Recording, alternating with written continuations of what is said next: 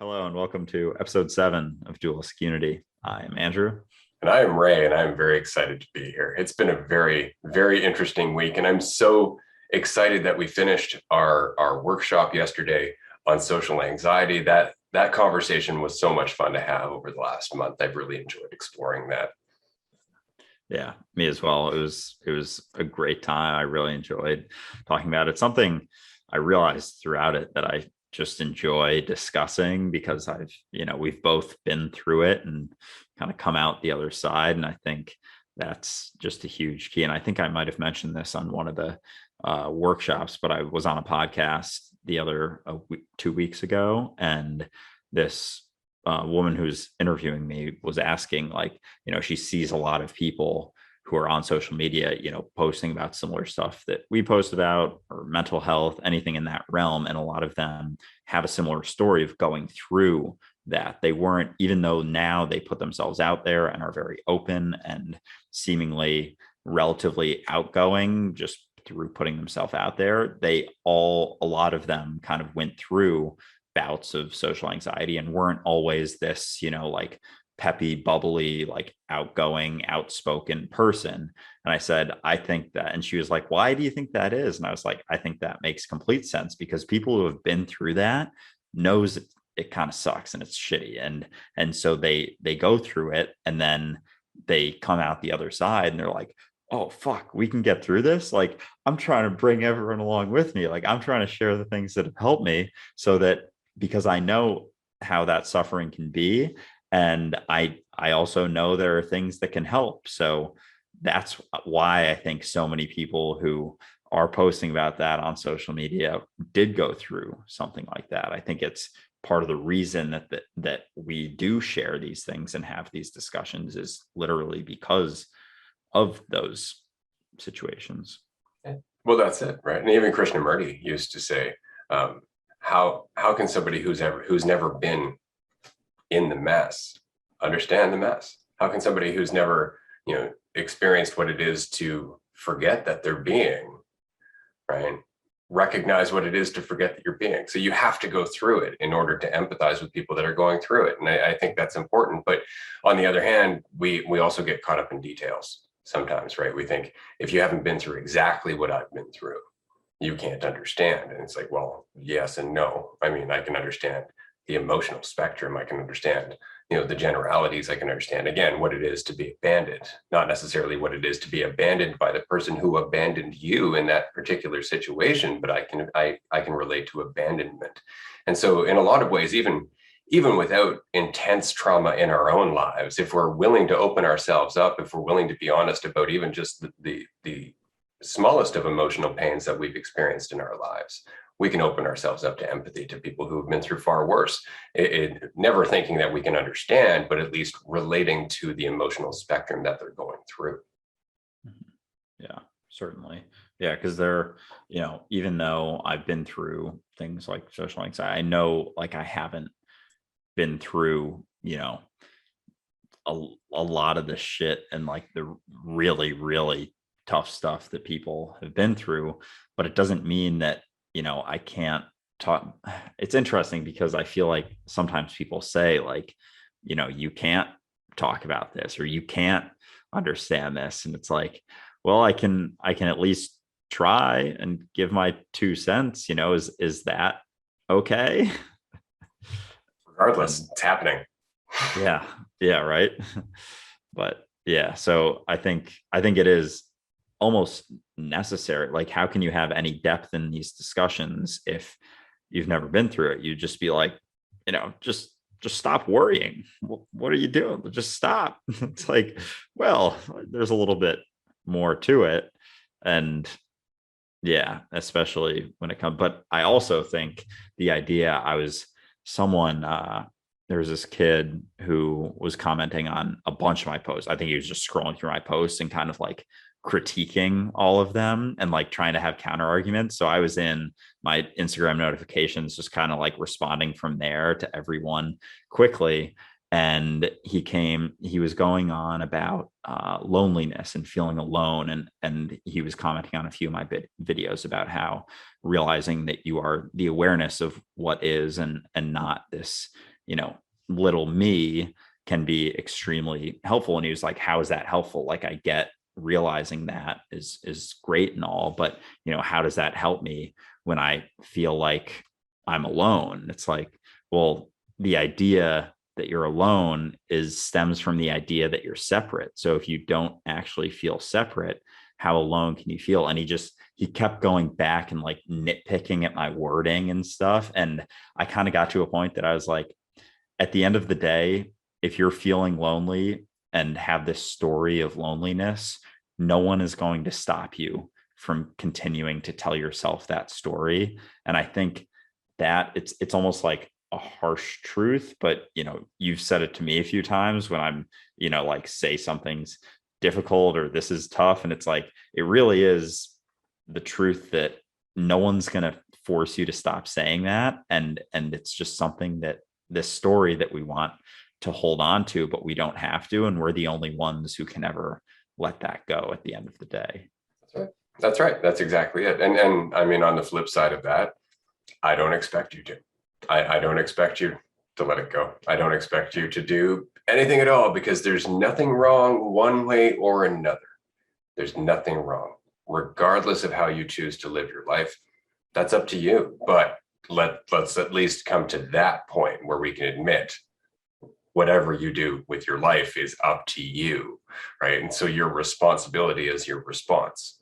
That's it, right? It's how you respond to things. That's your responsibility. And if we live life that way, then it changes a great many things. But it becomes difficult to let go of the story we tell ourselves, because it's familiar, and we think that it makes sense to do so. And at one point I was talking about how our overinvestment in identity is a contributing factor to our perception of division from reality, right? And immediately, because we perceive a division, we're no longer whole. We lack. We feel that lack in ourselves, and it creates a need. And then we look around trying to find something to satisfy that need, and it creates tunnel vision. So now we're trying to get towards that need to solve our sense of lack, which is not coming from the thing we think we need. It's coming from the division that we're overcommitted to. And so we get caught in that loop of trying to satisfy our needs, instead of realizing that our perception of the division between the observer and the observed dictates our emotional spectrum. And people try to say, like, I got to follow my emotions. It's like, right, but your emotions are based on how you perceive your relationship with reality. So you can play within your emotional spectrum, or you can change your perception of your relationship with reality, and then the emotional spectrum changes. So you can get caught in the game very easily, not realizing emotions don't dictate the truth. They're just giving you an indicator of what perception you're in. That's it. Yeah, it's almost like going to the root instead of staying on the surface and trying to figure out. It's like everyone's running around trying to, decipher their emotions and like solve them like they're a puzzle that's been,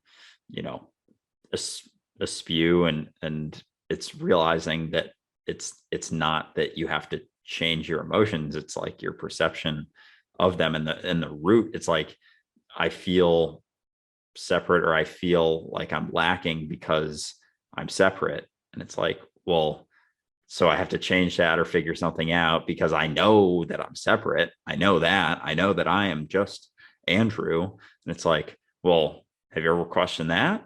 It's like, well, I don't want to question that, because I know that for sure. That's what I've been, told and taught. And like, who am I if I'm not that? And I actually wanted to ask your opinion on this. I was asked in a Q&A on Instagram yesterday or the day before about the difference between being the awareness of what is and this human form, and disassociation. And like, I don't know exactly what wording they said, but something like, it seemed like more negative, like awareness was more on the positive side and disassociation is more on the negative side. And my initial thought that I mentioned was it seemed like it sort of came down to responsibility, like being the awareness of Andrew, like I'm still responsible for Andrew, whereas being like, disassociated is almost like it lacks responsibility. And for some reason, like I'm not responsible for Andrew. So like if he goes and kills someone, it's like, oh, I'm disassociated from Andrew, so I don't have to worry about it. And it's like, well, yeah, but you as this disassociated thing from Andrew are still going to experience jail. Like That's right. As opposed to the awareness is you're still have that responsibility, but you aren't overcommitted to that idea and perception. Well, that's it, right? You're not overcommitted to the concept, to the idea of yourself. It doesn't stop you from being yourself, right? Like that's the thing. It's just that you're no longer attached to the fiction about that self. That does not take you out of the relationship you have with your reality. It doesn't take you out of the loop of causality, or at least the experience of causality, right? So yeah, I think that's perfectly answered. But that couldn't have been better said, honestly. Cool. All right. Cool, because it was on my Instagram story for 24 hours. So yeah, good to hear. But yeah, I mean, that's what it seemed to me, because sometimes people will say that. And I remember early on when I realized that back in July, when it kind of like that flip of a switch moment of like, holy shit, I'm not just Andrew. A lot of people were saying like, bro, this is like slippery slope, you're disassociating, like you are a human, like you are this human, like come back to earth, dude. And it's like, oh man, where is this coming from? Well, that's coming from how they perceive the world, or rather how they've learned to be comfortable perceiving the world. It's funny. I ran across a TikTok the other day of somebody, and it was one of those trending ones where the music was going along and they're thinking about one thing, and then the next thing it's like, oh, but somebody else said this, and it's like, oh, I didn't consider that. And they were saying, here I am sitting grooving to the fact that I don't need anybody. And then the next scene was, and then my therapist informs me that hyper independence is a sign of trauma. And I'm like, okay, I can understand that, but let's consider the fact that somebody who has codependent tendencies would look at it that way. Yeah. Right? Yeah. So, I mean, here you are taking away from the importance of your role as Andrew, and everybody else who is dependent on their idea of their role as whoever they are is feeling invalidated. Of course, they're going to tell you, oh, I'm concerned, right? Because I'm looking at it from the perspective that makes it uncomfortable for me. That's it. It's like I made a video about God, as I tend to do. And somebody was like, this is blasphemy. I'm like, is it? Or is it just uncomfortable? Seriously. It is so interesting how it's all just through people's perceptions. Like that's all it ever comes down to. And any comment you get, any discussion you have, like it's being had through someone's perception. And yeah, I forget what exactly you said, but it made me think of this idea of I had a friend say to me towards the end of college, because I got kind of worked up in the idea of like getting a job and having a job before I graduated school, because a lot of kids, like my school is very pre-professional, and a lot of kids, have their job lined up like in the fall of senior year. And so in the fall, I was kind of getting like stressed out about figuring it out. And I talked to my parents and they were like, Andrew, like you have one more baseball season for the rest of your life. Like that's coming in the spring. Just enjoy that and you'll be able to find a job afterwards. And I was talking to someone, I think it was maybe around graduation. I didn't get a job till like a month after graduation. It's like, oh, like huge deal that I didn't have one then. And someone said, I'll never forget it. Like, but what about your like, aren't you concerned about your contribution to society? Or like you need to start contributing to society? Because I wasn't at that point. I was like not concerned at all. Like I knew I'd figure things out and things would fall into place. And that idea of like contributing to society. And I was like, what the hell does that even mean? Like having a job and making money is contributing to society? What? So I can continue to fuel this crazy ass machine that we've built up. And it was so interesting to me. But, that's coming from someone's path led them to a point where they believe that, you have to have a 9 to 5 in order to contribute to society correctly. Yeah, I'm doing it. If you're not doing it, you're obviously lazy. Yeah. Yeah. It was so like, I was just like, what does me doing anything have to do with you or society? Like, what is society? And that was before I started really questioning everything, but it was still in my head, like, that's a weird fucking thing to say.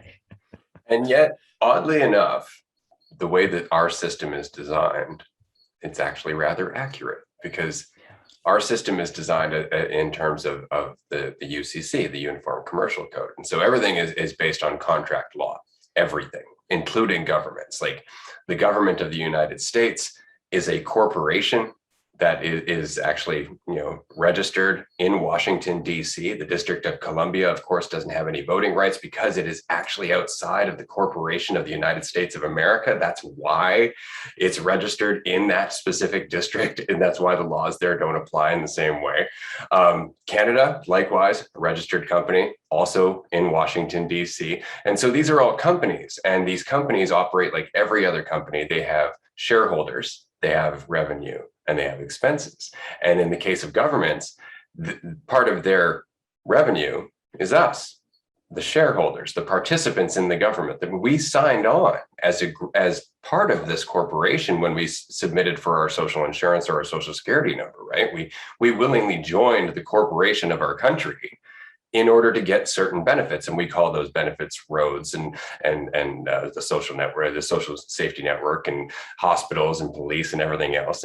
And so part of the benefit of us contributing to this corporation and being willing participants of this corporation is also the corporation's ability to penalize us for not abiding by its bylaws, which is why there is a difference between acts and statutes and actual common law, right? There's a difference between legal and lawful, right? Because it's lawful to drive your car, but it's not necessarily legal to do so in a state where that state's laws prohibit you from driving it in certain ways. And it's because you are a member of that state or a member of the company that state is also a part of. And so you've agreed to abide by certain bylaws by just being part of that system.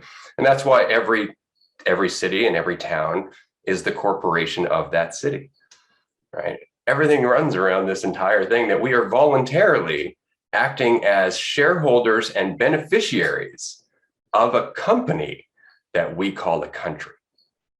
So he wasn't really that far off. Yeah. Seriously. So like, what happens if someone doesn't want to be a part of it? Like, what happens if someone is born and, their parents kind of are, I don't know, like out in the woods or something, and they're just like, yeah, my kid's not going to be a part of this. Like, do they go to jail? Like, if they're caught, right? Like that's the whole thing. And there are a slew of laws around, parenthood and how to raise your child and what's expected of being a parent and what's expected of meeting a child's needs as a result of all of that. I mean, as well. But the fact is that child, if that child were to grow up in the woods and then come back into society would not be able to interact with that child until that child got a quote unquote person or a legal entity, a name with a number that could interact with that system, which is why when the police stop you and they say, I'd like to see some identification, what they're asking you to do is identify yourself as part of the system that they have a right to be an authority over. Damn, that's kind of fucking freaky, honestly. Like, wow, because we've talked before about, smaller societies and how we've kind of it's gotten absurdly big. So it's almost like we've gone from a society where, that actually is functional, that's smaller, say a village of 100 people, and everyone kind of like does things to help out. And now it's just gotten so massive, but it's still we're still sort of paying in to the society with things like roads and whatnot. And yeah, I've never really thought about it like from the company perspective of the right? country. Changes our perspective. But then again, when you do look at it that way, it also changes your perspective of exactly how badly this company is being run. Because, I mean, at some point, the company just went, yeah, we don't really need to base our credit system anymore on actual value. Let's just toss in a debit credit system, and we can all use that based on the agreement that this has value. Meanwhile, we can inflate it as much as we want. Meanwhile, we can dictate where your tax dollars are going to go, regardless of what your preferences are as a shareholder. And I always found that very interesting. I think as taxpayers, we should not, if we have to pay taxes, we should actually have a checklist of the departments that we want our taxes to go to. Right. That would change the priority of the government real quick, wouldn't it? Yeah. Right. But we don't get that say. And we don't get that say because ultimately it's not the best in the best interest of the people running the company. And the company's best interest is to keep itself in existence. And that means to continue its reign of power, to continue its structure onward. And so more and more, as the system has to protect itself, as its system has to try and keep itself afloat in a world that's changing at a rate that it cannot account for, right, it starts to crumble, and it starts to desperately try to make up for that crumbling with politics and promises and everything else. And it's just becoming a delaying game at the end of the day, because it's a house of cards. It's going to fall. Do you think things like, Bitcoin and cryptocurrencies overtaking it is a possibility in the next, 50 to 100 years? I think we're just starting to see how that's going to pan out, because what we've done, and this is huge, because I mean, part of the system's biggest playing pieces, or part of the biggest power grab in the system, was their ability to control money, to control the flow of value. And so all of a sudden you have people saying, no, I'm going to put my value into this thing that nobody controls. And that's changing the landscape, because we're deciding where to put our value, and they don't have a say. That's the thing. That's why they tried shutting it down for so long, right? They just didn't like the idea that they couldn't regulate this. They can't control it. It's like, oh no, it's only used by criminals. It's like, no. That's fiat currency. You're talking about Wall Street. That's used by criminals, right? But they don't talk about that, or they'll say like, oh, cryptocurrency is using more energy than anything, or more and more energy, and it's not green enough. It's like, right? Have we talked about how much electricity the banking system uses? Seriously. Right? But we don't. And we don't because the argument is one-sided, and it's one-sided because the people who own the publications that are making the argument are the people who are going to benefit from cryptocurrency dying. And so you just have to keep on. That's why I find it so very interesting. Like, you will hear every time Bitcoin drops, everybody comes out, that's it, it's the end of Bitcoin, it's not going to happen, right? And it's like, no, it's going to keep going, because humanity is changing. Humanity is changing, and the people who don't want to look at humanity changing are the people who are rooting for it to fail. And I always find that interesting.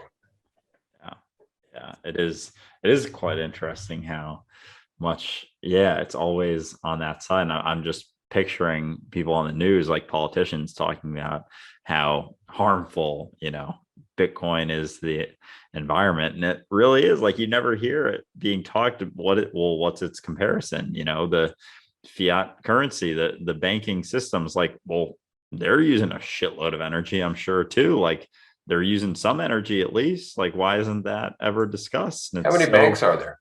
How many banks run tellers? And how many banks need electricity or other resources, right? Not just that, but you have fiat currency, you have the cost of minting dollars or minting coins and actually printing money, and trying to combat counterfeiting and the whole thing. Like, cryptocurrency solves a lot of different problems, but it does so without centralizing the power under one small group of people, right? I mean, there is still the risk of that with Bitcoin. If somebody were to go in and buy 51% of Bitcoin, that would change the whole game, right? But the fact is that that's very unlikely to happen. And another one would pop up very shortly after. I mean, this is one of the things that I'm enjoying right now about the Dogecoin Shiba Inu thing, right? Is because Dogecoin showed that, because on Wall Street, there's the fear index, right? And that fear index changes everything. It changes how people invest. It changes when people sell.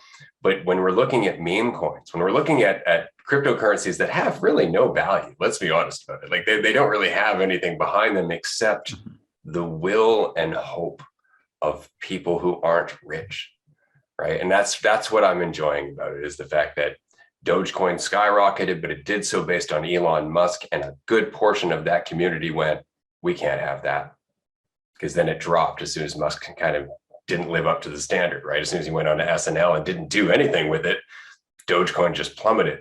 And so the community went, well, we can't have that. We need to do that without people like Musk. And so now they're trying again with Shiba. And then after that, it's going to be another one like Floki or something like that. And it's not based on anything other than humanity saying, forget this. If it's our money, we're going to put it into something that benefits us, rather than putting it into the bank where it benefits the bank. And then the bank charges me to have money in the bank benefiting them. Like, it just doesn't make any sense. Right. And so that's a big thing. That's a big thing. That changes a lot of things. And I really wonder how much of a media response, or how much the media is going to avoid this conversation when it can't vilify it, because there's so much money in cryptocurrency right now. There are so many big people invested in cryptocurrency that it's becoming harder and harder to make it sound less credible. It's getting harder and harder to ridicule it when you've got billionaires invested in it. And I just think that's great. Yeah, it does seem like it's becoming increasingly difficult, and it'll be cool to see what happens over the next 10 years or so. Do you have any of the meme coins? Do you ever get in on those? Yeah. For sure. And the only reason is because nothing means anything anymore, man. Like it's so funny to me, because the world I grew up in, because I was raised at the tail end of the 70s. I was born at the tail end of the 70s, grew up through the 80s and the 90s and whatnot. And I've watched the world change from a very different pace to this incredible roaring machine just hurling down the tracks, just the incredible rate of change that's happening. And throughout all of that, what's really changed has been the narrative that we tell ourselves collectively. A lot of our narratives, almost all of our narratives, whether they be cultural or spiritual or economic or governmental, all of our narratives are starting to change. We're questioning everything, scientific, otherwise, right? And so I think that is the biggest thing to watch right now, is exactly how interesting and how questionable and uncertain things are getting, because in that state, we have the most potential. And in that potential, we're seeing things being created that at one point we didn't think were possible. And sure, technology is helping to some degree with that. But more importantly, our minds are creating these things with the technology that makes them possible now. Like back in the 30s, there was somebody, I don't remember his name, I wish I could, who actually envisioned that one day we would be walking around with screens that allowed us to watch videos and talk to one another, and we could see through them, and they would have windows on them. And this was in the 30s. Somebody imagined that. And sure enough, here we are now. So we've always had the potential. We've always had the capacity for vision. We've always had the capacity to go beyond what we know. Now we're just expressing it at such a pace that everybody who maybe isn't wondering like if they should or not, or whether they're smart enough to, or whether they have the right credentials to, are exploring things. And I find that great, because one of our biggest killers as a society is the fact that we charge for schooling. Like it doesn't make any sense. There are so many very smart people who could do incredible things with their gifts if they could access schooling and not suffer from a student debt to do so, right? Like how askew are our priorities as a people when we charge children to learn how to improve our society as people? Doesn't make any sense.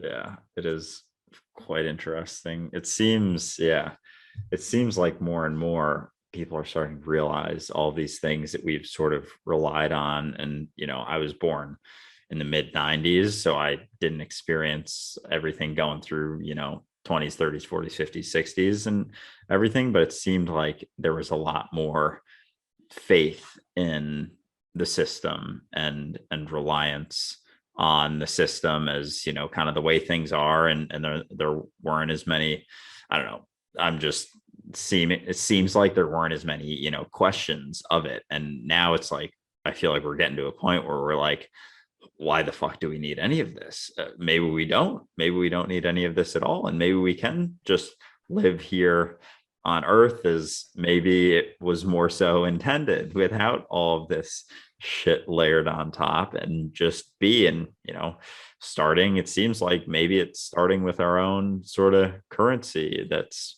bringing the power back to the people, like truly, instead of whatever the next politician's going to spew out of their ass. Right.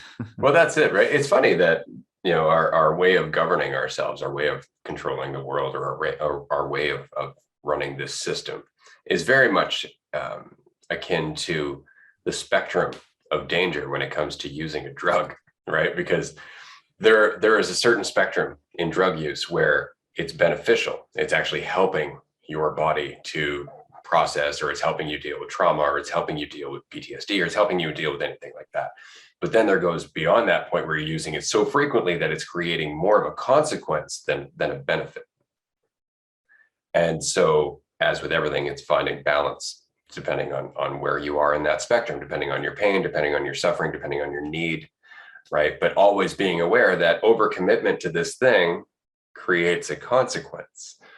And that's very much the same as our system, right? Like the idea of credits is a smart idea, because if I have a chicken and I want to trade that for some cheese, that cheese is probably not worth the whole damn chicken. So what am I going to do? I'm going to try and get somebody to kill the chicken, cut the chicken in half, trade it with somebody else. That's really complicated. So instead, I'm just going to sell the chicken for 4 credits. The cheese is 1 credit. I'll have 3 credits left to go and spend on something. So that makes sense, right? Like that's just very simple. That like there's nothing about that doesn't make sense. But then we took that and we went, yeah, and I'm going to lend you some credits. And for doing so, I'm going to earn some credits just for holding on to your stuff. And it's like, hold on. Like now we're making money for holding on to money. Like now it's no longer serviceable. You're literally earning for not doing anything. And so we kind of got carried away. The alternative was the trade and barter system, which worked just fine, except for, of course, with the lack of credits, it became more complicated to do. But that's why you had a general store, right? Like that's why you had the town store where everything was kind of gathered. So you could bring your stuff in and trade with the person who owned the store, and they could divvy it up and trade it amongst the rest of the town. It made more sense, right? Everything just gets caught up and it becomes habitual, and then we forget where it came from. And so instead of just the function, we get caught up in the form. Yeah, and then people start asking who aren't as familiar with it, or children, and we're just like, shut up, it's just the way it is. Just the way things are. But yeah, thinking back to like, and that's when I especially on mushrooms or something, like thinking about how there is a reason for everything that we do, but it kind of gets forgotten almost. Like keeping, we like to be secretive about how much money we have, because it's not like, maybe people treat you differently because of that, whatever, but way back it was because you didn't want your money to get stolen. It's like you could be super open now about how much money you have and not have to worry about it getting stolen. Someone's not going to like actively try and hack it because you have $1 million, versus if they thought you had 10,000, they might just like treat you differently, which is also a whole nother strange thing. But like I guess it's, I don't know, is that human nature? I don't know. But now that's a good question. No, that's exactly it. Is it human nature, or is it just another example of us forgetting the function and getting lost in the form, right? And because our need to have more than we need is something we should look at in more detail, right? Like there are billionaires. That in itself is ridiculous. I mean, anybody who says it's not is obviously just wanting to be a billionaire, because that's where that argument comes from, right? It's like, no, there's nothing wrong with it. Well, you want to be one? Yes, of course. And there you go. Okay, so that's why there's nothing wrong with it. But at the end of the day, okay, so perfect example. And I know I've kind of griped about this before because it bothers me. And it bothers me. And I understand my opinion is irrelevant in this case. I'm just more or less harping on it because I want to. But Deepak Chopra is worth $140 million. Eckhart Tolle is worth $70 million, at least. Okay.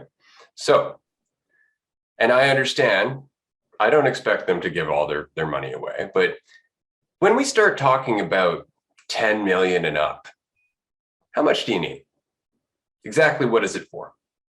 Right. And if we're talking, especially if you've made your money talking about getting out of your own way, removing your need for identity and control, what's going on? Like, why are we hoarding? Why aren't we being an example of what we're talking about? And at the end of the day, I would love to see people who don't do that. Like, there are plenty of speakers who didn't do that. Krishnamurti never, became extravagantly wealthy. Thich Nhat Hanh never became extravagantly wealthy. And these are people who brought great insights to the world, right? Alan Watts wasn't overly, right. And it's why. It's because they put their money and their attention into things that had to do with other things other than money, right? Like, I'll be the first to say, if I had $1 million, I would more than likely be out giving stuff to people or giving food to people or something, because I don't need $1 million. I don't. I mean, at the end of the day, there are certain things that I would like that would give me the ability to say, stop paying rent, right? That just makes sense in terms of growing my own food or becoming self-sustainable in terms of energy or anything like that. I mean, that just makes sense for the long term.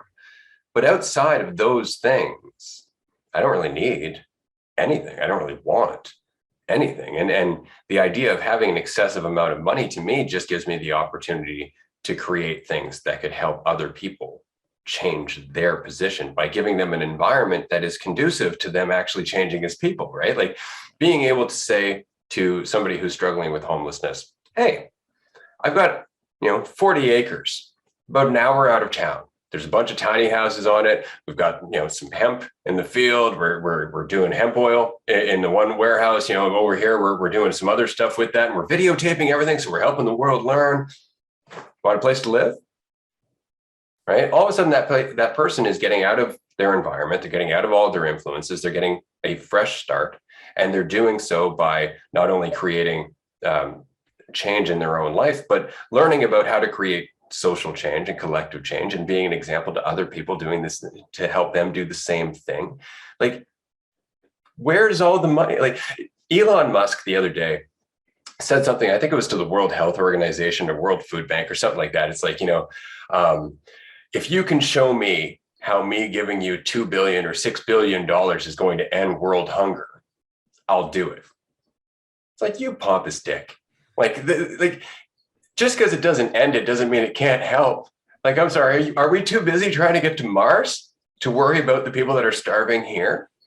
Right. And that's the thing, is that feeding starving people doesn't make me look awesome, doesn't make me, an astronaut. And that's really what it's about. And it's like, how much do you need? Like $140 million. And again, I'm not trying to rip on Deepak, because I love his stuff, right? But that's a lot of goddamn sandwiches, man.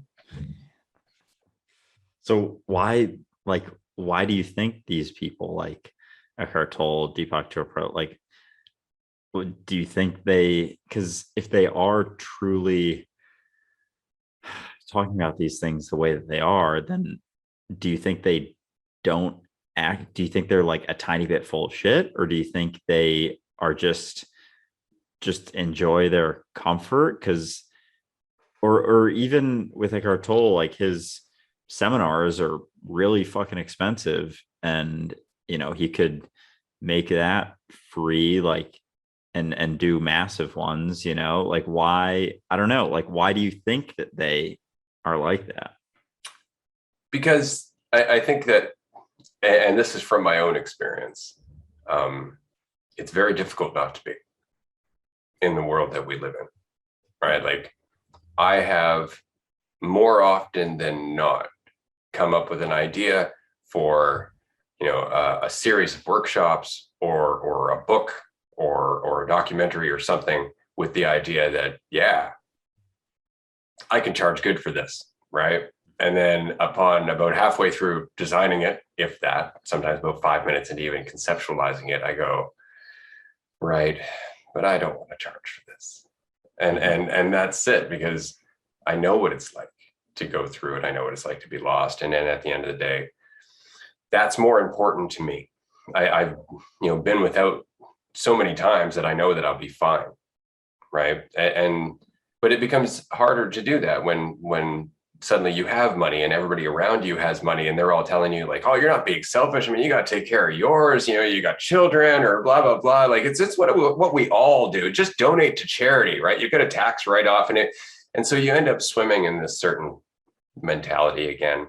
And it just becomes very easy to justify what at one point when you were suffering, you would have looked down on, you would have condemned.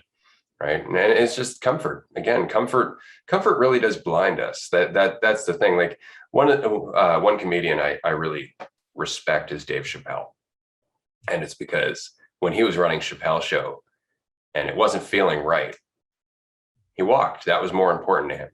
He walked away from a lot of money, right? And he talks about that in his more recent stuff. But it was the walking away that informed a lot of his more recent stuff. It informed who he became, right? So it was more important to him to not lose himself. And as a result, I respect the hell out of him for that, right? Like that's a big step.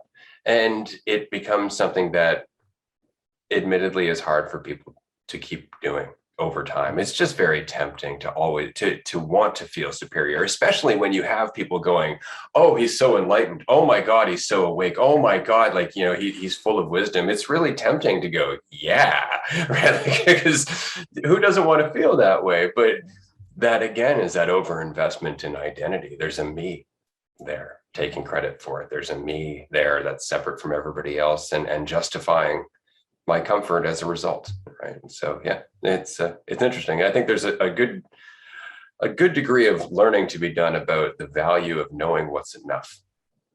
Yeah, I feel like that's a bit of a lost art. I don't know, like, or a completely lost art these days. But I do find it's interesting because I'll get comments, and I know we've talked about this before on videos, like, oh, like you're the man, or like you're a genius, or blah, blah, blah. And it's like very uncomfortable because it's that thing where, someone finds out that I played Division I baseball in college and they're like, oh, you must have been a really good baseball player. And it's like, what do you want me to say to that? Like, do you want me to say, yeah, I am pretty good? Because that will, or if I say more so on the side of like, I was okay, then it's like, if this person really wanted to play Division I baseball and they didn't, they're like, oh, well, fuck me. Like, I must have been terrible if you were just okay and you played at that level. And it's like, there's no great way to go. And it's just kind of, I try and be in the middle, like, yeah, I was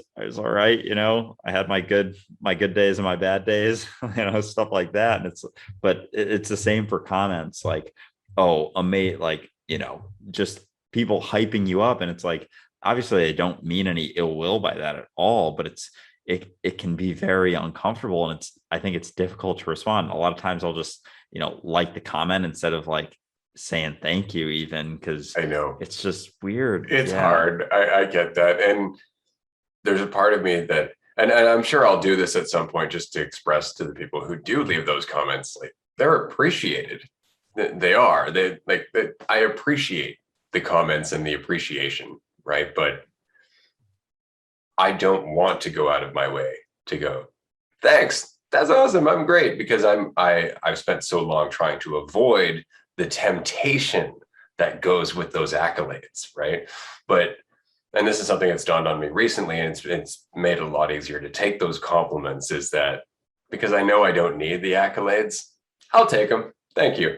I mean, what the hell? I might as well just say thanks and move on. But sometimes the compliments have hidden meanings with them. And in those cases, I think it's important to correct people. Like, I had somebody comment on, I made a video about reincarnation or the afterlife or something like that. And somebody went like, yeah, this is great. I can't wait to get to the heaven that is waiting for me after. And I'm like, that's not what I was saying. That's very much not what I was saying. I'm really glad you enjoyed the video, but I need to make a response to this.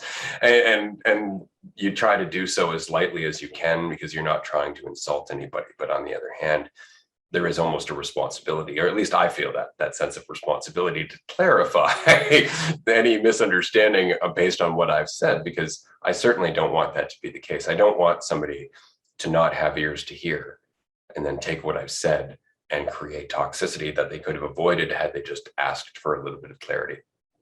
Yeah, certainly. I think there are a few comments on that. Did you see the manifestation video I made today running through the airport?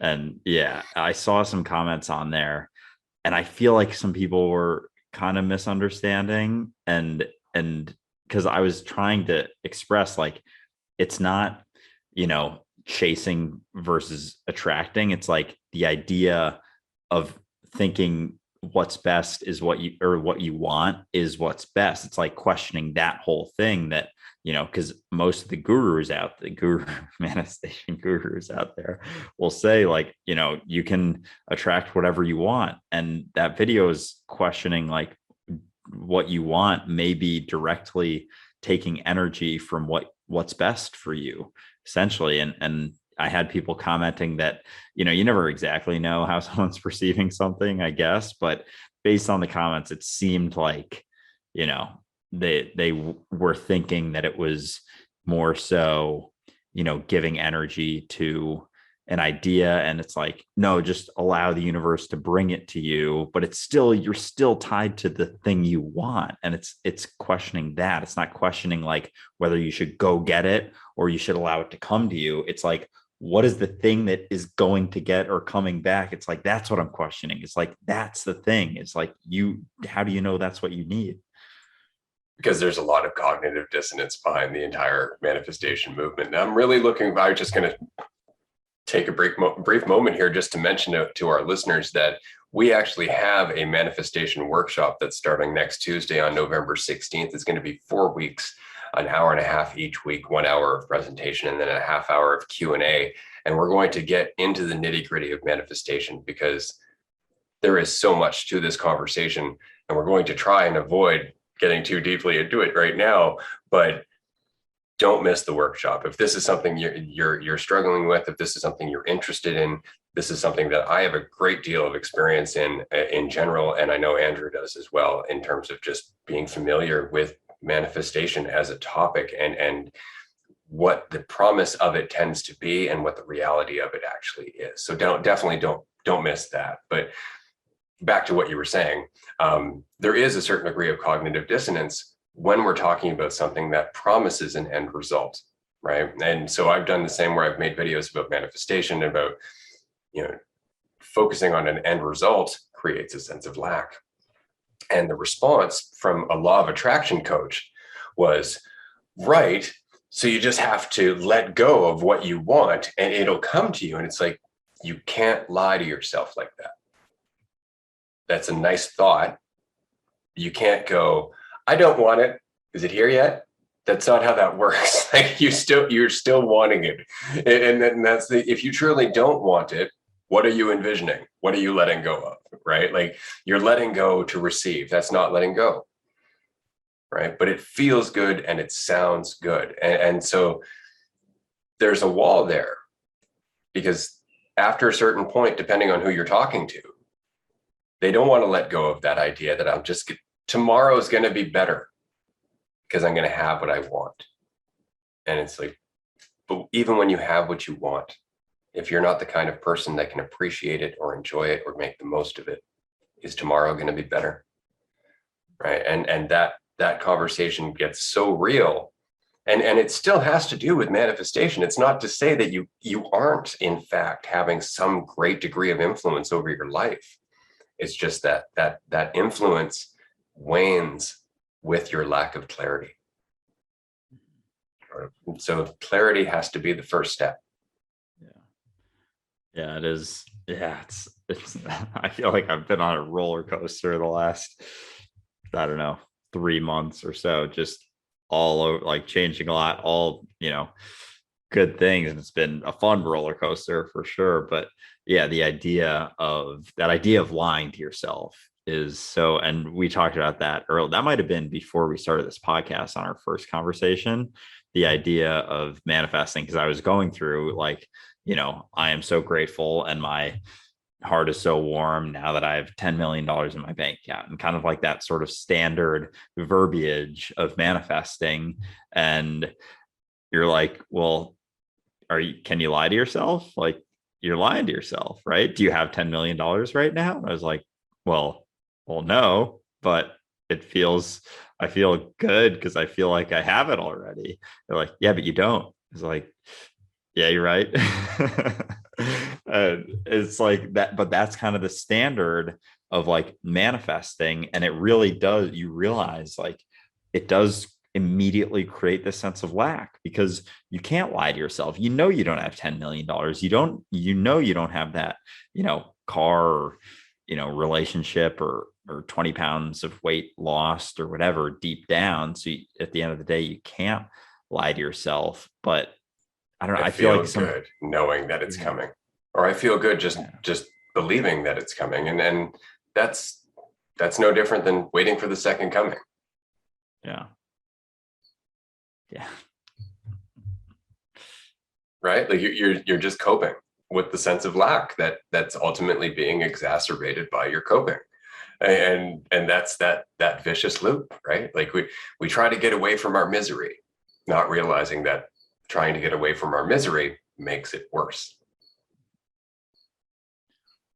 There's no easy way to sell that. There's no easy way to package that up and give it to somebody and go, hey, guess what? You got to actually learn how to smile through that shit sandwich. That's what you got to do, right? Because that's what's going to change the flavor. Nobody wants to talk about that, right? Because it sounds really unpleasant, but it's because we've been running from it for so long. It's like we were saying once about, somebody who has a habit of lying, somebody who has a habit of being dishonest, or just exaggerating the truth in order to protect themselves from people's negative perceptions.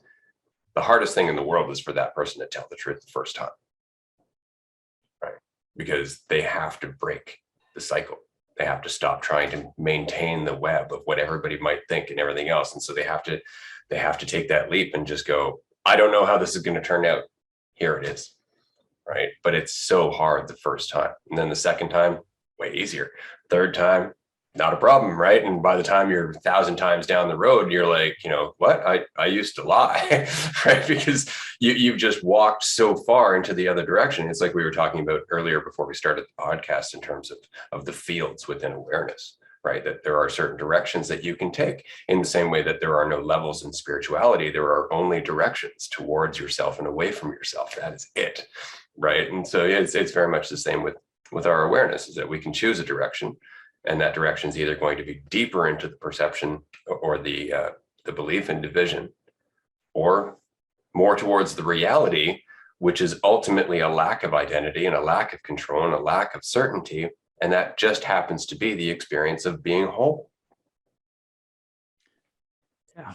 Do you think then relying, manifesting is pretty much no different, and relying on an idea of money or wealth or fame or success is relying on something outside of yourself no differently than relying on God or Jesus or anything like that? It's like the same same path sort of, Yeah. and feeling and reliance. But on the other hand, there's so much more danger, right? Because you can believe that God is helping you, and then you can cherry pick certain things that happen in your day as evidence that God is helping you. But if you got a big fat, wad of cash, you have some control. Like, you, in this society, all of a sudden now you have the capacity to directly influence the things that are happening in your day. And so that's very easy to believe in, right? It's very easy to believe in that sense of control, even though it's not control. It's just the appearance of control. Like, you can get anything you want, but that still isn't changing you as a person, as the ability to appreciate getting what you want, right? So it's just, again, the superficial appearance. And so we believe in that. Like, if I have enough of that, then I'll be happy. And it's like, no, because money won't change who you are, right? It'll just polish who you are. So if you're an ass, now you're going to be a bigger ass, because you have the capacity to be, right? And that's really it. It just comes back down to the same thing. It's nothing outside of ourselves will ever provide the sense of fulfillment that we want it to. Yeah, that is a jarring yet freeing realization for sure. And it reminds me of the Jim Carrey quote, I wish everyone could realize their hopes and dreams, to realize that that's not the answer. All their hopes and dreams, fames and fortunes. But yeah, the when you were mentioning the lying aspect of that first step is the most difficult one. It reminded me on the plane today, I didn't finish it. I only watched the first half, but Free Guy with Ryan Reynolds, watched the first half and it is awesome. Yeah. There was a part when I don't want to give any, this won't give anything away, but he's talking to his friend in the game, the security guy, and he's like, what is the point, of all of this? Like, why does it matter? And his friend is like, well, here and now, this moment is real. Like, whether we're real or not, or anything is ever real, like this moment between two friends discussing is real. And does it really matter after that? And that was like his switch. And that was sort of like right after that, the plane landed. And yeah, it's a brilliant movie. It's really, really well done. And the symbolism is fantastic.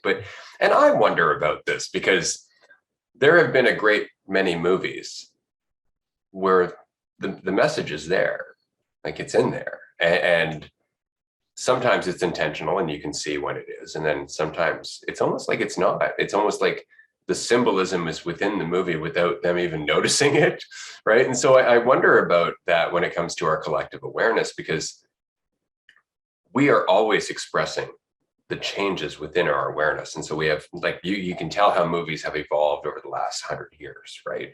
Like, the storytelling has changed. The way those stories are presented has changed. The way characters develop has changed. And it's also changed according to how our understanding of ourselves has changed. Our understanding of our own mind and how we deal with one another as human beings has contributed to how stories are written now compared to how they were 30 years ago, right? And so I just find it really interesting when we look at some of the messages that are in these stories, how profound they are, right? Even the Lego movie was profound. Like, it was fantastic. The whole thing about being a master builder, that's amazing. That's exactly it. Just allowing yourself to be, clearing your mind, right? Like, it really just comes down to the fact that we, or I, or you, or awareness, whatever you want to call it, is talking about what it's going through. The messages are all around us all the time. Like, I find it so interesting that despite how egocentric and controlling the government is as a whole,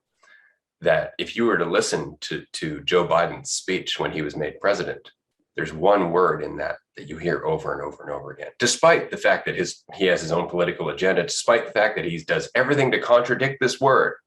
It is the one word that kept echoing over and over and over again in awareness that day, and it was unity. I find that amazing. What was before there was Barack Obama? Yes, we can.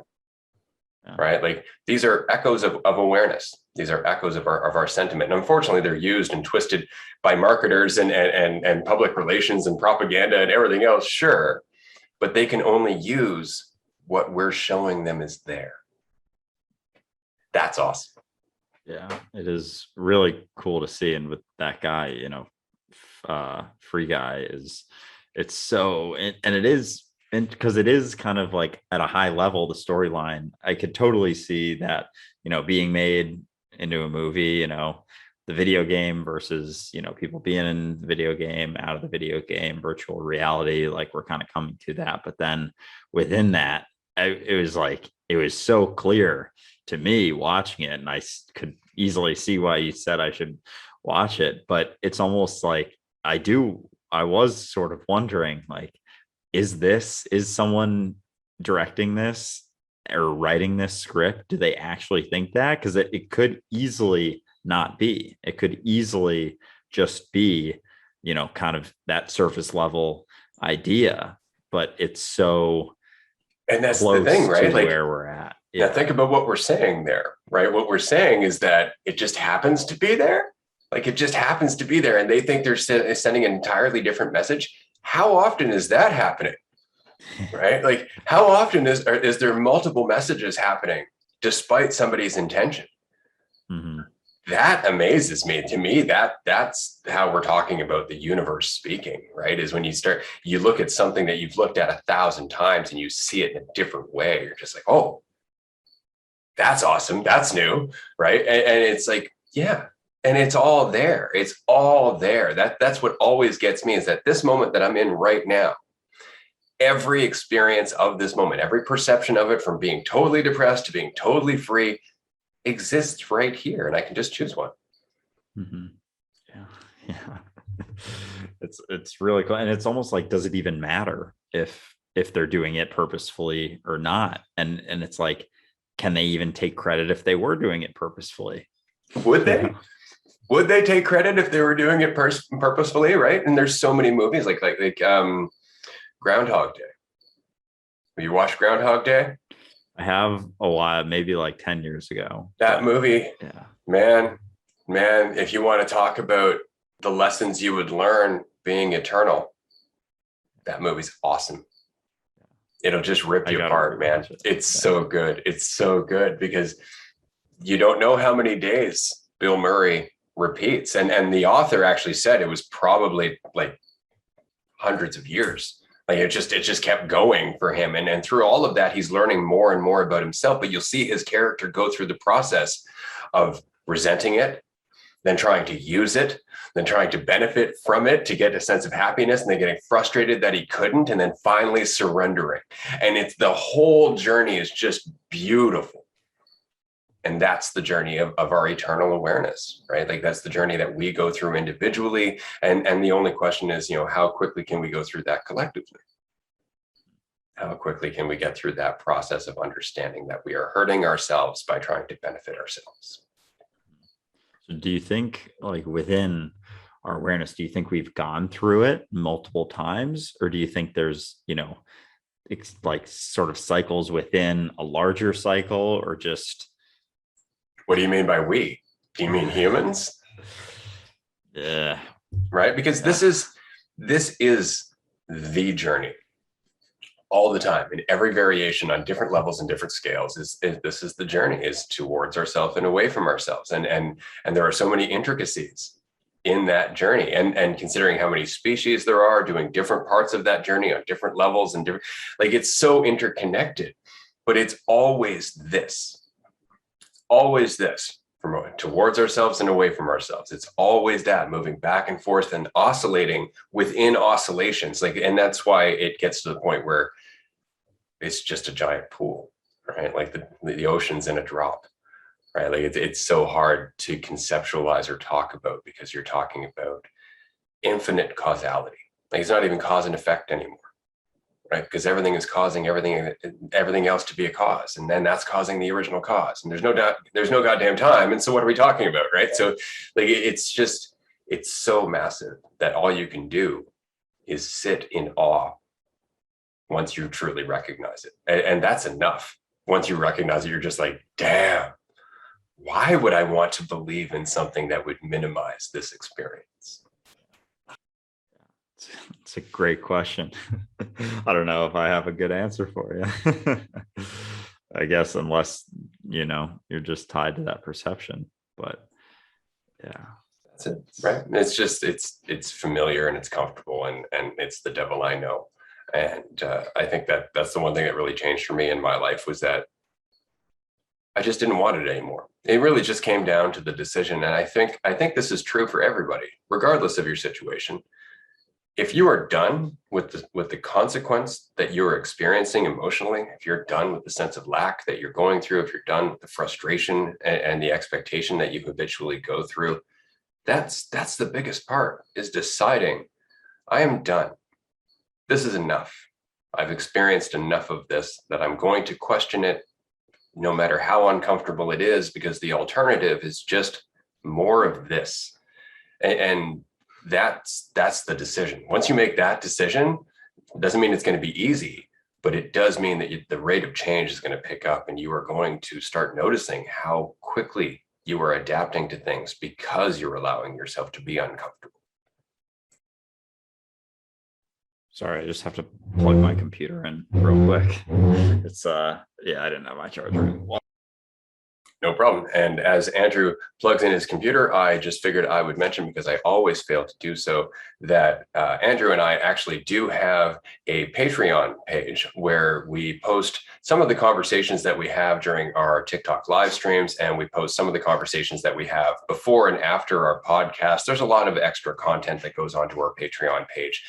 It's very much worth contributing $5 or more per month just to get access to that content. But in addition to that, I'm also doing a giveaway in November and December to any of our Patreon supporters. I will be giving away a free 50-minute one-on-one coaching session via Zoom for November. That'll be a draw on November 20th. And currently, since there are only 3 Patreon supporters, it's one of those 3 people who's going to win that hour-long coaching session. So if you're interested, now is definitely the time to go and join Patreon. Likewise, in December, I will be giving away 3 hour-long coaching sessions via Zoom. So just being a Patreon supporter there will get you into the draw for that as well. And that was just a quick announcement. And Andrew seems to be back, so we'll continue on. I'm back. Yeah, there is a high likelihood of winning that right now. So get in there, because the odds are pretty high. But yeah, I totally forgot what the last thing you were talking about was. That's okay. That's a good point to bring up, because it doesn't matter, right? Like that's the thing, is that whatever thought process we're having at any given point is the thought process that we're supposed to be having at that given point, or at least it's the thought process that we're having, right? And then, as long as we're having that thought process for the right reasons, which means for ourselves, we can just pick up wherever and continue on, because the conversation is really just about us growing as people. It's not even about what we were talking about, right? It's about the continuing growth as people. And I always enjoy that about conversations like this, because I have a very few amount of friends who I know I cannot talk to for years, see them, sit down and carry on as if we were just talking an hour before. And it's just because the conversation is not about the details. Right. The conversation's about being in the conversation, right? We just pick it up from there. And that's the best kind of relationship to have, is one where there's no need to try and impress anybody. There's no need to try and like, oh, I'm sorry. No, just be where you are. Right? And let's continue on. Yeah. I have a few friends that I can, like, they come to mind immediately, where it's just like, it literally doesn't matter what we're talking about, what we're doing. We're just enjoying the time together and the experience. And yeah, the idea of there not being, a path or anything that really matters, is like, it's getting away from the idea that there is a rigid path that you have to be on, and there is a right thing to do, and there is a thing you should be doing, and there is a path you should be following. And that has been a massive part of my life. And it's like, all of a sudden, I'm here in this awareness here now. And it's like, it is like that field you were talking about in Power versus Force. And it's not like this direction forward. It's just kind of like, I'm sitting in this massive field, and there's an infinite number of directions, and there's nowhere that I feel like I should be going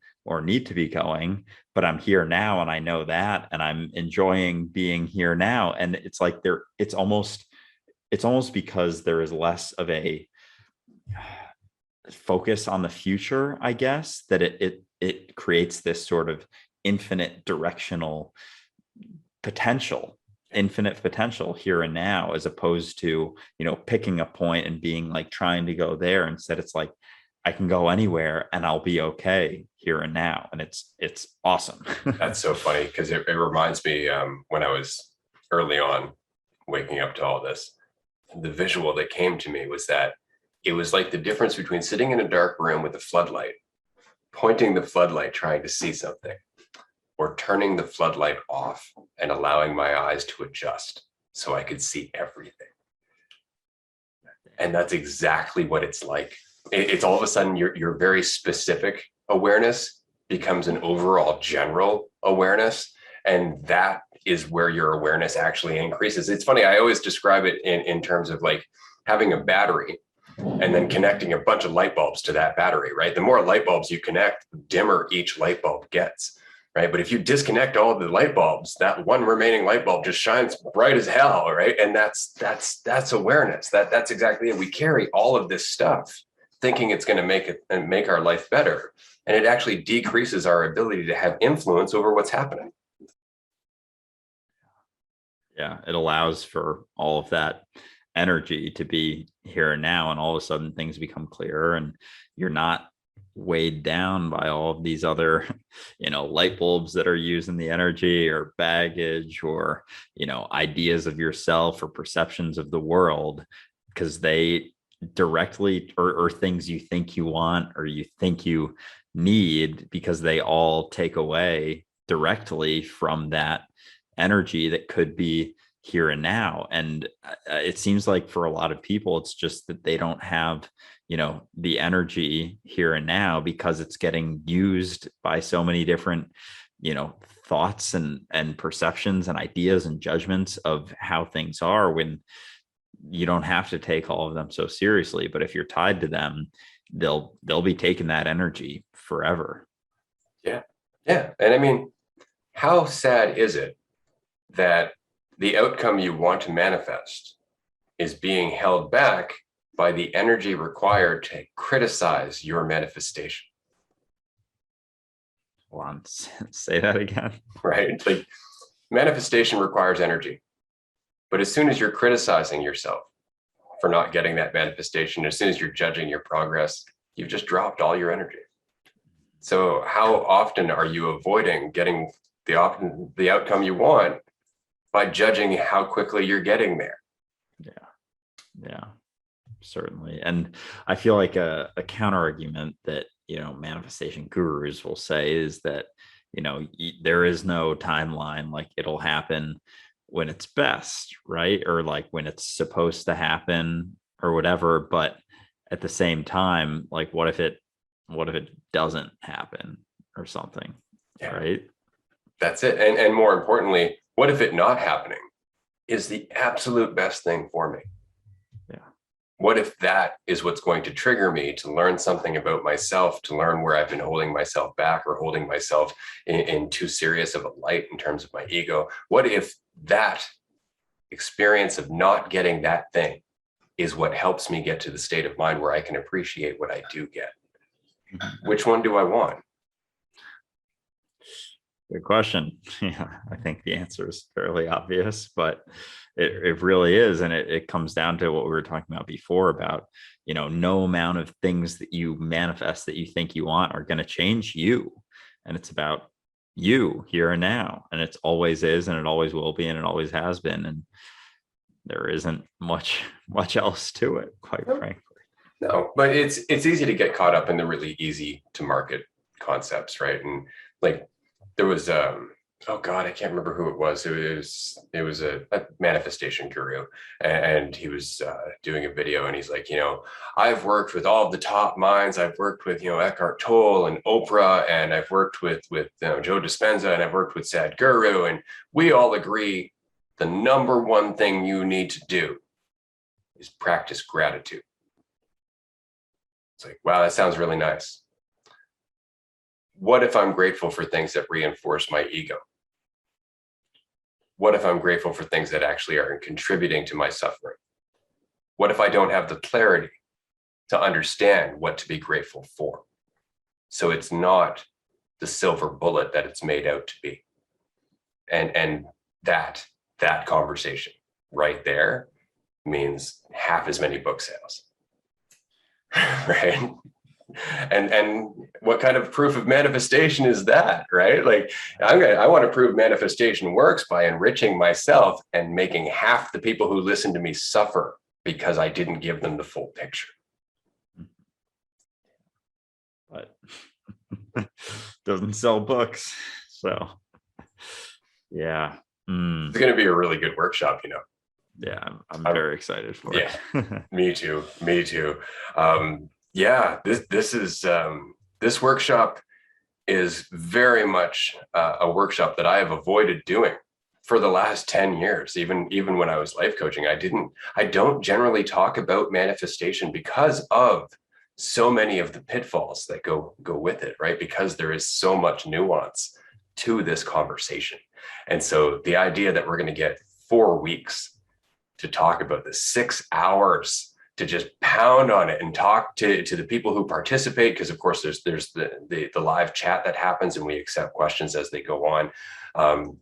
I'm really looking forward to getting this out and seeing exactly what this has become for me now, because that's really what I'm witnessing as well. Because I don't voice this very often, I'm just letting it, I'm putting the quarter in and seeing what happens, right? And I'm realizing, oh wow, actually my perceptions of this, my view of this has actually changed a lot.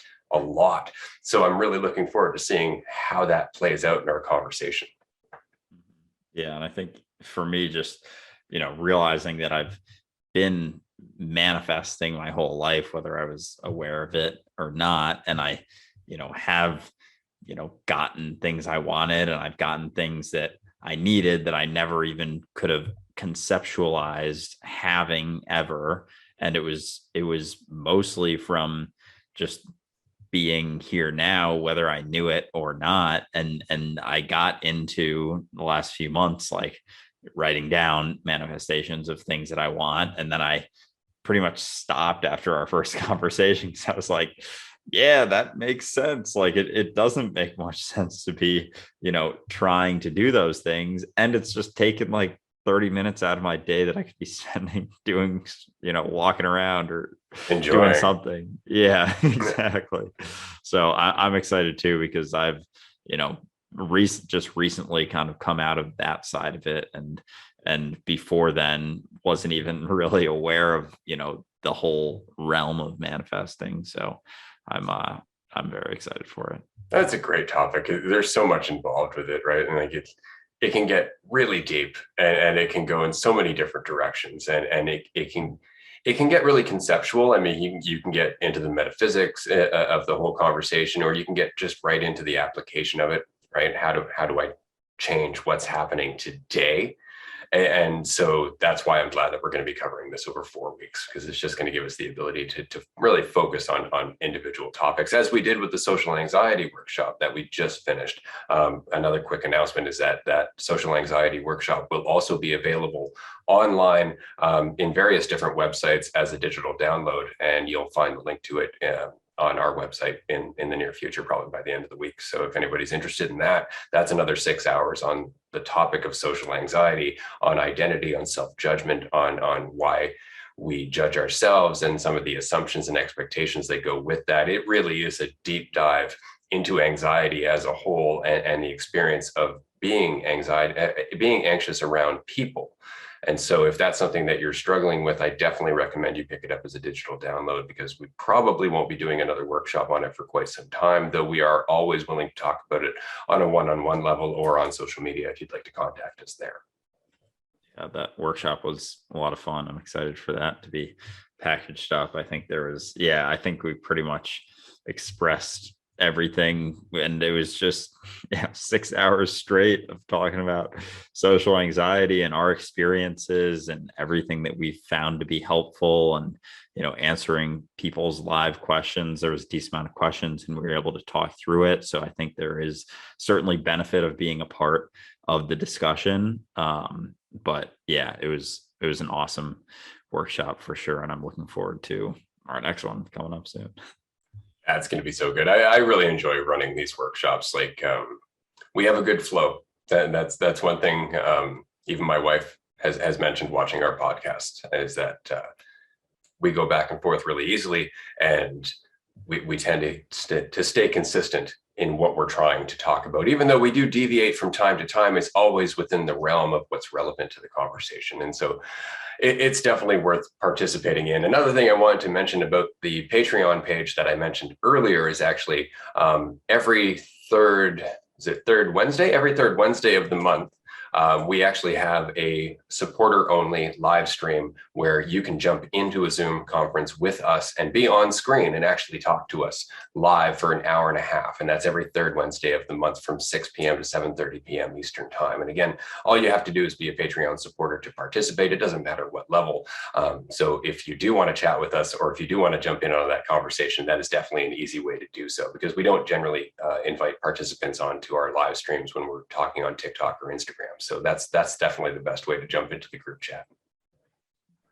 Yeah, certainly. Yeah, I've enjoyed those as well. It's always good conversation. So I'm excited for more and more people to, join us as well in the discussions. And just, I really like the Q&A part of it. I think that's a lot of fun because we're able to directly help, and talk about people's, thoughts and things they're specifically going through. Because as much as I think overarching, discussions of topics helps, it's definitely more helpful if you can, get questions in about your specific experience, because and it just adds to the conversation that much more, instead of having, two perspectives. It's all of a sudden, 5, 10, 15, 20. So. Yeah, and we can answer it in real time. I mean, it's so very different than somebody commenting on a TikTok video, and then we make a response video, but they don't get to reply in real time, right? And so if we misinterpreted the question, there's no backseas. We can't just say like, my bad, let me try that again, right? So it's already out there. So at least in these live chats, you can actually express what it is you're wrestling with, and we'll deal with it right then and there. And I'm really excited about that. Episode 7, this is becoming a lot of fun. I cannot believe how easy it is to do this. There's just so much to talk about, but we're 7 episodes in. The last one was 2 hours long, so I'm glad we're cutting this down to a reasonable time limit, though admittedly, we did talk for a half hour before we started recording this podcast, and that clip will also be available on our Patreon page. So there's all kinds of reasons to join us on Patreon at the end of the day. And there's also some options for some other bonuses and some swag and some epic merchandise and accessories if you're interested. But at the very least, you can also get a bit of a voting say on what it is we're going to talk about in these podcast episodes as well. You get the ability to suggest some topics and to ask some questions. And of course, we're actually going to do the occasional Q&A podcast episode where it's just questions from the audience. And so that gives you a chance to get your question prioritized in those episodes as well. So definitely check it out. And I did want to ask you about something, because somebody was talking or somebody had left this comment on one of our videos, and they were asking if we could talk a little bit about insecurity and self-judgment. And I know we've kind of revolved around that through this episode, but I think what we're looking for when we're talking about these things are really actionable things that we can use in our day-to-day life. Like when we're feeling anxious, or when we're feeling like somebody is judging us, what's a good way to diffuse that feeling? And I'm curious what you would say to that question. Yeah. I think realizing that you don't have to take those thoughts so seriously. They aren't truth, and becoming just aware of those thought processes, and when those feelings come up, realizing that, because I think it's almost like two different conversations of when you're actively feeling anxious or, judgmental of yourself, versus, when you're not, but you're trying to, work on it. There's like two different things. And I think when it comes into it, people get caught up in, I've been working on it so much, but I'm still feeling it. Like I'm still feeling anxious. Like I shouldn't be feeling this. I've been put so much work into it. So they resist and try and suppress and try and get rid of it. And it's like in the moment of feeling those things, it's okay. Like it's okay to feel them. You don't have to get rid of them. You're not going to be able to get rid of them. And it's okay to be feeling them. And the sooner you realize there's nothing wrong with it, the sooner, and that can be done outside of when you're feeling it, leading up to any sort of situation, or when it, there is a situation before. I feel like I'm jumping around a little bit, but before that situation, when you start feeling, anxious about getting anxious, the potential of feeling anxious, realizing that that's okay too. It's always okay. And realizing that it's okay, it's not this bad thing, it's not this horrible thing that you have to, avoid at all costs. All of a sudden, you're not getting anxious about feeling anxious because you know it's okay to feel anxious. So it cuts it at its root. And yeah, you'll still feel anxious. I still get anxious all the time, but I don't take it seriously. And I know that it's okay to feel it. And I know that it's just a feeling and it doesn't define me, and it's okay to feel. So all of a sudden it comes up and it passes through me just like any other emotion. Exactly. That's right. That's an awesome answer. That's perfect. And Cool. it's a really good point, because we do judge ourselves for continuing to feel these things. Like, if I made the choice, why am I still going through this? And it's like, the problem with choosing is that you have to keep doing it, right? It's never, I've made the choice, like I'm here now, right? And I've had so many conversations regarding awareness or spirituality or being awake, because you'll often hear the term ego death, right? Like, oh, I've experienced ego death. It's like, and now it's past and your ego's back. Let's deal with that, right? Like and I know it's back because you just said, I'm experiencing ego death, all of which is an act of division, right? So we set ourselves up for this expectation of an endpoint, where all of a sudden it's just no longer there.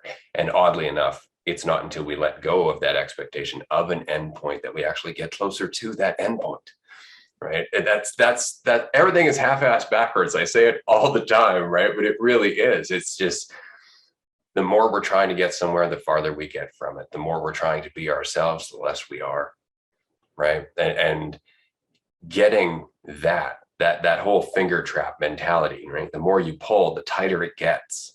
That changes how you're going to interact with your own thoughts. You're going to start looking at your thoughts with a certain degree of suspicion, and especially your first instinct on how to deal with that thought with a certain degree of suspicion, because you're going to just start practicing awareness of how many different strategies you've tried. So it's a lot like cracking a safe, right? You're doing the different combinations, but you really got to listen. You really got to pay attention to each and every turn in order to see what combination you're trying. Because if you lose track, then you got to start all over again, and you got all kinds of consequences, right? So that's it. It's just be suspicious of your thought and your response to that thought. And eventually you'll get to a state of mind where they have less sway over you, because you're not giving them the credibility to have that authority over you. Your belief in them isn't there. Just like we were saying earlier, like with the police, you have to identify yourself as being within their authority. Well, with your thoughts, it's the same thing. You have to basically decide you're under your thoughts' authority. You have to decide you are the victim of your thoughts in order to be the victim of your thoughts.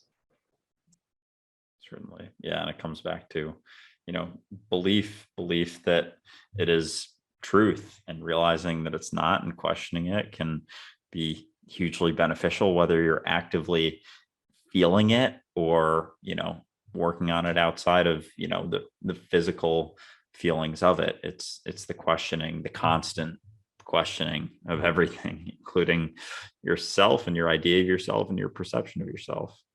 Especially yourself, right? Like that's really it. And because it's funny how we become scared. If I question myself too much, I'm going to lose all sense of who I am.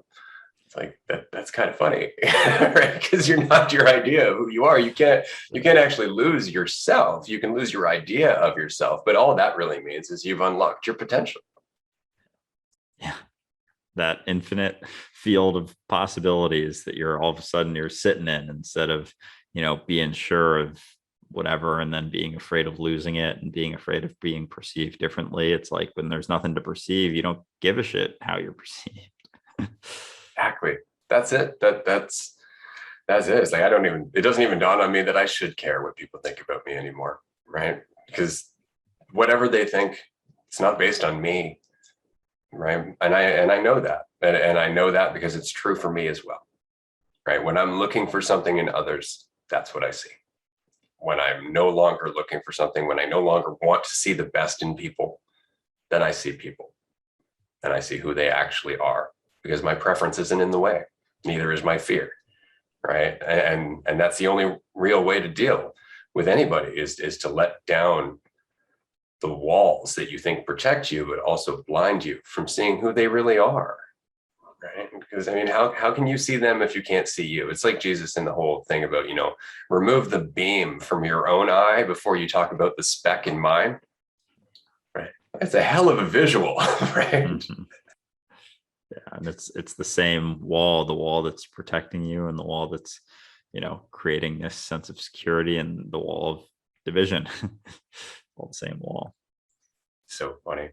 So we're going to wrap up this episode because I think we've approached an hour and a half. I know we've been talking for like 2 hours, but episode 7, this has been great. And then next week, of course, we will be recording episode 8. And on Tuesday, we will be starting our manifestation workshop. So definitely don't miss that. This has been a great episode. This conversation has been a lot of fun. It feels like, even though I talked to you yesterday, there's always so much time in between our conversations, man. There's always so many things that happen. I feel like I've lived another lifetime between the last podcast episode and this podcast episode. So I'm really looking forward to seeing how this continues to evolve. Episode 7, we're on to 8 next. That's awesome. Awesome. Yeah, it's been so much fun. And likewise. Well, everyone, we will see you next week for episode 8. Thanks for joining us. All right. Bye, everyone.